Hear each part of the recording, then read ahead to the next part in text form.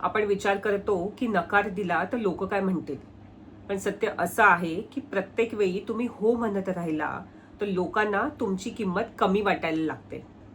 एक छोटंसं उदाहरण पाहू. तुमचा एखादा मित्र आहे, तो नेहमी तुमच्याकडनं मदत मागतो आणि नेहमी तुम्ही त्याला हो म्हणता. पण एक दिवस तुम्हाला वेळ नसतो आणि तुम्ही नाही म्हणता आणि त्याला वाईट वाटतं. का? कारण त्याला तुमच्या हो म्हणण्याची सवय लागलेली असते. लक्षात ठेवा, नाही म्हणणं हा स्वार्थीपणा नाही, हा स्वतःचा सन्मान आहे. नियम नंबर 3, मर्यादा ठेवा. प्रत्येक नात्याला एक मर्यादा असणं खूप महत्त्वाचं आहे. लोकांना समजायला हवं की ते तुमच्याशी कुठपर्यंत आणि कसे वागू शकतात.